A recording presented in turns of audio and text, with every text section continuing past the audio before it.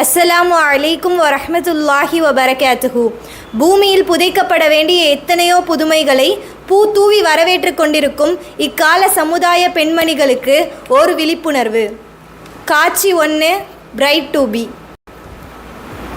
Hi ஃப்ரீ, அஸ்ஸலாமு அலைக்கும். வலைக்கும் இஸ்லாம். என்ன செய்கிற ஹசி, நல்லா இருக்கிறியா? நான் நல்லா இருக்கேன், நீ நல்லா இருக்கியா? அல்ஹம்துலில்லாஹ், நான் நல்லா இருக்கேன் ஹசி. என்ன அதிசயமாக ஃபோன்லாம் பண்ண மாதிரி இருக்குது? இந்தா கொஞ்சம் வெயிட் பண்ணு, நான் நம்ம கேங்க்கு நான் கான்ஃபரன்ஸ் போட்டுக்கிறேன். சரி சரி ஹசினா. ஹலோ, என்ன பண்ணுறியா? நல்லா இருக்கீங்களா? அல்ஹம்துலில்லாஹ் நல்லா இருக்கிறோம். என்ன எல்லாரும் ஃப்ரீயா? நான் உங்ககிட்ட கொஞ்சம் பேசணும். ஃப்ரீ தான். என்ன விஷயம் சொல்லு. நான் நம்ம ஹபீபிக்கு ஆகஸ்ட் 20 மேரேஜ் வச்சுக்கிறோம்ல, அதுக்கு முன்னாடி பிரைட் டு பி பண்ணுவோமா? பிரைட் டு பியா, இன்ஷால்லா கண்டிப்பாக பண்ணுவோம். எல்லாரும் வருவிய தானே? வருவோம். என்னது பிரைட் டு பியா? அதெல்லாம் செய்யவே ஆகாது, நான் வரல. ஓவராக பண்ணாத தோஃபிகா, வா தோஃபிகா. இல்லை, நான் வரல, எனக்கு விருப்பமே இல்லை. நீ வரலன்னு சொன்னால் ஹபீபா கோச்சிக்கிறோம்ல, வா தோஃபிகா. சரி, நீங்கள் எல்லாம் கூப்பிட்றதுனால வர்றேன். சரி, எல்லாரும் இன்ஷால்லா ஆகஸ்ட் 19 போவோம். பிரைடு வீட்டிற்கு செல்கிறார்கள். டக் டக் டக் டக். யாருமா? இருங்கம்மா, இந்த வரேன். அஸ்ஸலாமு அலைக்கும்மா, நல்லா இருக்கிறீங்களா? வலைக்கும் சலாம். நல்லா இருக்கிறம்மா, நீங்க எல்லாம் இருக்கிறீங்களா? நல்லா இருக்குமா. என்னம்மா சொல்லாம கொள்ளாம வீட்டுக்கு வந்திருக்கிறிய? சரிம்மா, வாங்க வீட்டுக்கு வந்து உட்காருங்க. வீட்டுல எல்லாம் நல்லா இருக்கிறாங்களாமா? அல்ஹம்துலில்லாஹ் நல்லா இருக்காங்கம்மா. சரிம்மா. சரி இருங்க, இந்த ஹபீபாவை கூப்பிடுறேன். ஹபீபா, ஏமா? சர்ப்ரைஸ் வச்சுக்கிறோம். சரிம்மா, ஏதோ சொல்றியல்வோ, சரி பண்ணுங்க. சர்ப்ரைஸ். வாவ், என்ன இது? நீங்க எனக்காக இப்படிலாம் பண்ணுவீங்க நான் நினைச்சே பார்க்கலையே. வா ஹபீபா, உனக்காக தான் எல்லாம்.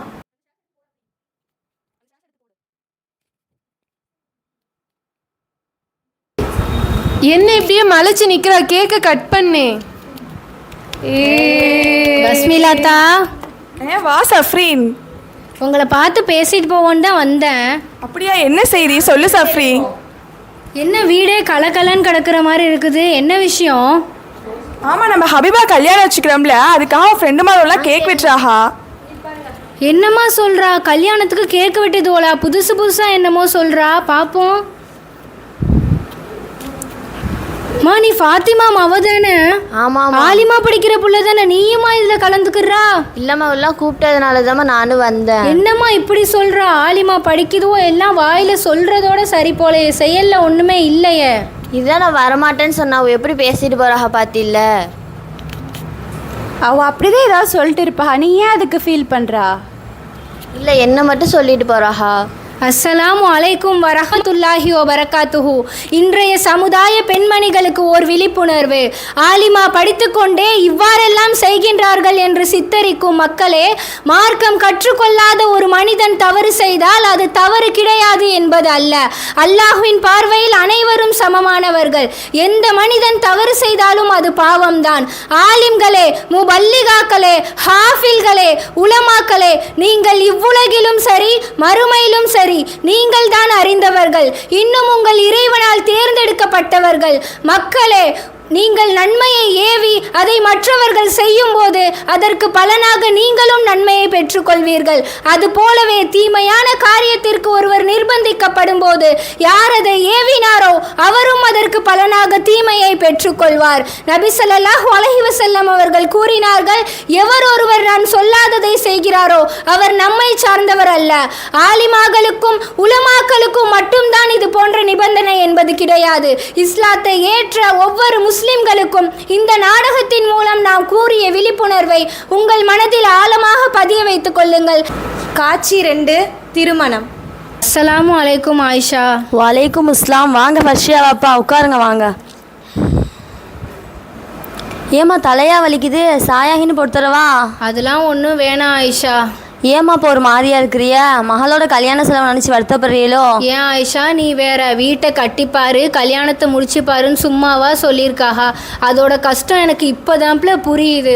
நம்ம மகளோட கல்யாண செலவு ஏற்கனவே எனக்கு நெருக்கடியாக இருக்குது. இதில் கல்யாணத்துக்கு வர்றவளுக்கு பார்சல் கொடுக்கணும், சொந்தக்காரவளுக்கு மற்றவளுக்குலாம் சாப்பாடு வேற பவுறன்னு. நான் என்ன நினைக்கிறேன்னா, சொந்தக்காரவளுக்கு மட்டும் சாப்பாடை கொடுத்து முடிச்சுட்டு மற்றவளுக்கு கொடுக்குற செலவையாச்சும் குறைச்சிக்கிடுவோன்னு நினைக்கிறேன். ஆயிஷா, நீ என்ன சொல்கிறா? அது எப்படிமா முடியும்? எல்லாத்துக்கும் எல்லாத்துக்கும் தானே கொடுக்கணும். அவன் மக கல்யாணத்துக்கு நம்மளுக்கு தந்தாங்கல்ல, நம்ம வாங்கி திண்டுக்கிறோம்ல, அப்போ நம்மளுக்கு கொடுத்து தானம்மா அவனு. அந்த செலவே நம்மளால குறைக்க முடியாதுமா, நம்ம கொடுத்து தான் அவனு. என்னம்மா சொல்கிற? அப்போ கண்டிப்பாக நம்ம கொடுத்து தான் ஆகணுமா ஆயிஷா? ஆமாம்மா, அந்த செலவே நம்மளால குறைக்க முடியாது. வேணா பொண்ணுக்குள்ளே மற்ற செலவைன்னு குறைச்சிக்கிருவோம். அப்படியா சொல்கிறா? அப்போ நான் இப்படியே உட்காந்துக்கிட்டு இருந்தேனாக்கி எனக்கு எந்த யோசனையும் ஓடாது. நான் வெளியில் போய் என்ன ஏதுன்னு யோசிக்கிறேன்ப்ல. சரிம்மா, அப்போ வெளியே போய் நீங்கள் என்னென்னு பாருங்க, அதெல்லாம் நம்மளுக்கு ஒரு வழிகாட்டுவான் இன்ஷா அல்லாஹ். சரிப்ல, அப்போ நான் போயிட்டு வர்றேன். சரிம்மா. என்னம்மா பண்ணுறியா? வா ஃபர்ஷியா, வா வந்து உட்காரு வா. என்னம்மா ஏன் சோகமாக உட்காந்துருக்க மாதிரி இது, என்னாச்சு? இல்லைப்ல, இப்போ தான் வாப்பா அவன் கல்யாண செலவை நினச்சி புலம்பிட்டு போனாங்க, அதான் ஒரே யோசனையாக இருக்குது. என்ன புலம்பிட்டு போனா? என்ன சொல்றியா? இல்லைப்ல, இப்போவும் கல்யாண செலவு அதிகமாகிட்டு போதான். இதுக்கு மேலே உனக்கு வந்து கல்யாணத்துக்கு எல்லாத்துக்கும் வந்து சாப்பாடாக்கி போகிறேன்னு, அதான் சொந்தக்காரவளுக்கு மட்டும் கொடுத்துட்டு மற்றவளுக்குலாம் நம்ம வந்து குறைச்சிக்கலாம் அப்படின்னு சொல்லிட்டு சொன்னாங்க. அப்படியா சொன்னாங்க? அதுக்கு நீங்கள் என்னம்மா சொன்னீங்க? அதெல்லாம் எப்படிம்மா முடியும், எல்லாத்துக்கும் தான் நான் கொடுக்கணும். அந்த செலவை நம்மளால் குறைக்க முடியாது. வேணா பொண்ணுக்குள்ளே மற்ற செலவங்கின்னு குறைச்சிக்கலான்னு சொன்னம்மா. பொண்ணுக்குள்ள செலவு குறைக்க போறேன்னு சொன்னீங்களா? அப்படி என்ன செலவு, எங்கள் செலவு குறைக்க போறியா? இல்லைப்ல, நீ சொன்னியல்ல கல்யாணத்துக்கு நான் வந்து கோனுக்கு மேக்கப்புக்கெலாம் சொல்லிக்கிறேன் அப்படின்னு சொன்னியல்ல, அந்த செலவை நம்ம குறைச்சிக்கிறோம் சரியா? நம்ம சாட்சி மாறுவில் நல்லா தான் விடுங்க, அந்த பிள்ளைகிட்டே நீ விட்டுக்கோ சரியா? என்னம்மா சொல்றியா? நான் ஏற்கனவே மேக்கப்புக்கு மெஹந்திக்கு நான் ஆல்ரெடி புக் பண்ணிட்டேம்மா. சாட்சி மாலும் அந்த அளவுக்குலாம் விட மாட்டாகாமா, நான் ஏற்கனவே புக் பண்ணியாச்சு. இப்போ எதுவும் பண்ண முடியாது என்னால். இல்லை, நான் என்ன சொல்லிட்டேன்னு இப்படி கத்துறாப்புல? பின்ன என்னம்மா, என் ஃப்ரெண்டோட மாமரோனா என்னென்னமோ பண்ணுறாஹா, நீங்கள் என்னென்ன ஒரு மேக்கப்புக்கு மெஹந்திக்கு இப்படி பண்ணுறியா? சரி, நீ சொன்னால் கேட்கவா போகிறா? சரி, இந்த மேக்கப்புக்கு மெஹந்திக்கு எவ்வளோ தான் வரேன்? வெறும் 25,000 தான்மா வரேன். என்ன பிள்ளை சொல்கிறா? 25,000 ரூபாயா? கையில் கிறுக்கிறதுக்கும் மூஞ்சில் பூசுறதுக்குமா 25,000 ரூபா? ஆமாம்மா, நீங்கள் இது என்னம்மா லைஃப்பில் மேரேஜுங்கிறது ஒரு தடவை தானே, அதுக்கு எனக்கு இப்படி பேசுறியா? சரி, நீ என்ன சொன்னால் கேட்கவா போகிறா? நான் வாப்பாடு என்னன்னு சொல்கிறேன். சரி, நீ கல்யாணத்துக்கு ஒரு நாளைக்கு முன்னாடி நீ ஜோடிச்சு வைக்கணும், அதுக்குன்னு தனியாக ட்ரெஸ் வாங்கணும், ஜுவல்ஸ் வாங்கணும்னு சொன்னேன்ல, அந்த செலவையாச்சும் நம்ம குறைச்சிக்கிறோம் சரியா? இல்லாட்டி அதுவும் ஒரு பெரிய செலவாக வந்து நிற்கி. என்னம்மா சொல்றியா? இப்போ வந்துட்டு அதை குறை இதை குறைன்னு சொல்லிட்டு இருக்கியா? என்னால் இது இப்போ எதுவுமே என்னால் பண்ண முடியாதுமா. இப்போ கீழக்கரையிலே மேரேஜுக்கு முன்னாடி ஜோடிச்சு வைக்கிறது எல்லாமே இப்போ ட்ரெண்டில் தானமா இருக்குது, அதெல்லாம் என்னால் குறைக்க முடியாதுமா. நீங்கள் பண்ணிதாம்மா ஆகானே. சரிப்ல, அப்போ என்னன்னு பார்ப்போம். நான் வாப்பாடு என்னன்னு சொல்கிறேன். இன்ஷால்லா உன் கல்யாணம் தானே, சரப்பா இன்ஷால்லா கடை வாங்கியாச்சும் பண்ணுவோம். அஸ்ஸலாமு அலைக்கும் வரஹ்மத்துல்லாஹி வபரகாத்துஹு. திருமணத்தை எளிமையாக்குங்கள். வசதி இருக்கிறது என்றும் வாழ்க்கையில் ஒரு முறை தானே என்பதற்காகவும் திருமணத்தை ஆடம்பரமாக செய்யாதீர்கள். திருமணத்திற்கு என்று கடன் வாங்காதீர்கள். அல்லாஹ் வழங்கியதிலிருந்து ஹலாலான முறையில் நடத்துங்கள். திருமணத்திற்கு மக்கள் வருவார்கள், சாப்பிடுவார்கள், சென்று விடுவார்கள். இதில் சிலர் அல்லாஹ்விற்காக துவா செய்வார்கள், இன்னும் சிலர் குறை கூறுவார்கள். அவ்வளவுதான் இந்த திருமணம். எனவே உங்களால் முடிந்ததை செய்யுங்கள். திருமணத்திற்கு வரும் மக்களை திருப்தி செய்ய வேண்டும் என்பதற்காக ஆடம்பரத்தை நோக்கி செல்லாதீர்கள். இதில் அல்லாஹ்வுடைய திருப்தி இருக்கிறதா என்று பாருங்கள். திருமணம் என்றால் லட்சக்கணக்கில் செலவு செய்து நடத்தக்கூடிய ஒரு நிகழ்ச்சி அல்ல, இது ஒரு வாழ்க்கை ஒப்பந்தம் தான். நபி ஸல்லல்லாஹு அலைஹி வஸல்லம் அவர்கள் கூறினார்கள், செல்வந்தர்கள் மட்டும் அழைக்கப்பட்டு ஏழைகள் புறக்கணிக்கப்படும் திருமணம் வலிமா கெட்டது. இன்னும் குறைந்த செலவில் நடத்தப்படும் திருமணத்தில் தான் பரக்கத் நிறைந்தது. காட்சி 3 மாம் டு பி. ஹலோ, அஸ்ஸலாமு அலைக்கும். என்ன செய்றிய சம்பந்தி? வலைக்கும் இஸ்லாம். நான் நல்லா இருக்கேன் சம்பந்தி, நீங்கள் எப்படி இருக்கிய? அல்ஹம்துலில்லாஹ் நல்லா இருக்கேன். என் மருமக என்ன செய்கிறா, எப்படி இருக்கா? அவள் இருக்கிறா சம்பந்தி, ஒரே தூங்கி தூங்கி எந்திரிச்சுக்கிட்டு. ஆமாம், 9 மாதம் ஆச்சுல, அப்படி தான் இருக்கும். அதான் 9 மாதம் நெருங்கிருச்சே, வளகாப்பு வைக்கணுமே தான் உங்களுக்கு கால் பண்ண. என்ன சொல்கிறிய? ஆமாம் சம்பந்தி, அதை பற்றி தான் நானும் உங்கள்கிட்ட பேசணும்னு நினச்சிக்கிட்டு இருந்தேன். இன்ஷா அல்லாஹ் ஒரு நல்ல நாளாக பார்த்து வளகாப்பு வச்சுருவோம் சம்பந்தி. இன்ஷா அல்லாஹ். மச்சி, என்ன பிளேஸ் செய்கிறா? நல்லா இருக்கிறியா? நான் நல்லா இருக்கேன், நீ நல்லா இருக்கியா? அல்ஹம்துலில்லாஹ் நல்லா இருக்கிறேன்ப்ல. என்ன மச்சி, குட்டி புள்ளலாம் என்ன சொல்கிறாஹா? ஹசினாமா, உங்கள் மாமி ஃபோன் பண்ணாஹா, உனக்கு வளகாப்பு வைக்கிறதா சொல்கிறாஹா. எப்போ வைக்கலான்னு கொஞ்சம் சொல்லுவோமா? என்னம்மா, மாமி வளகாப்பு வைக்க போகிறாங்களா? அவள்லாம் ஓல்டு மாடலில் செய்வாங்கம்மா, போங்கம்மா. என்ன மாமி வளகாப்பு இலகாப்புன்னு அந்த காலத்தில் உள்ளதெல்லாம் சொல்கிறியா? இப்போ உள்ள ட்ரெண்டே மாம் டு பி தான். எங்கள் மச்சிக்காக நாங்கள் அதை பண்ணுவோம்.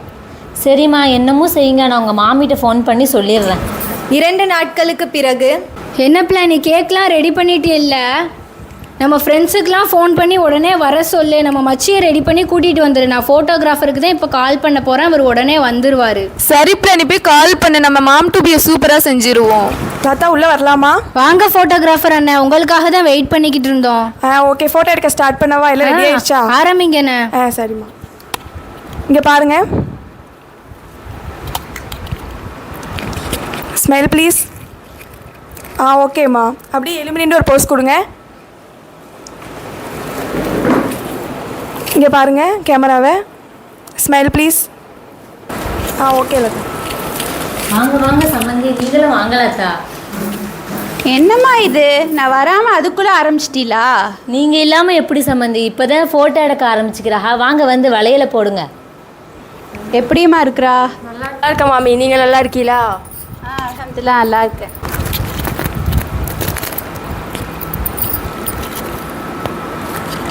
லதா அப்படியே சேர்ந்து நில்லுங்க, ஒரு ஃபோட்டோ எடுத்துக்கிறேன். இங்கே பாருங்க. ஓகே லதா. வா மரியம், நீயே நின்றுட்டே இருக்கா, வந்து வளையத்தை போடு. என்ன ராணி, நீ உன் மருமவளை பார்த்துட்டு வருவோன்னு கூப்பிட்டா, ஆனால் இங்கே என்னென்னமோ நடந்துக்கிட்டு இருக்குது. உன் மருமவ என்னன்னா ஒரு அந்நிய முன்னாடி இப்படி நின்று ஃபோட்டோவுக்கு போஸ் கொடுத்துக்கிட்டு இருக்குது. நானும் வளகாப்பு வைங்கன்னு தான் சொன்னானா, அதையெல்லாம் கேட்காம இதுவெல்லாம் என்னமோ பண்ணுதுவோ. என்னது, நீமா வளகா போப்போன்னு சொன்னா? இல்லை லாத்தா, இது வளகாப்பு இல்லை, இது மாம் டு பி. வளகாப்புங்கிறது அந்த காலத்தில் உள்ள ஒரு மூட நம்பிக்கை, அதுவே ரொம்ப பெரிய தப்பு. இப்போ அதையே மாற்றி மாம் டூபின்னு செய்கிறீங்களோ? எல்லாரும் கேட்டுக்கோங்க, இந்த வளகாப்பு பொறுத்தவரை முற்றிலுமா அது மாற்று மதத்தினுடைய வழிமுறையே. இது வளகாப்பு என்ற பெயரில் செய்தால் என்ன, மாம் டூபி என்ற பெயரில் செய்தால் என்ன, இரண்டும் ஒன்றுதானே.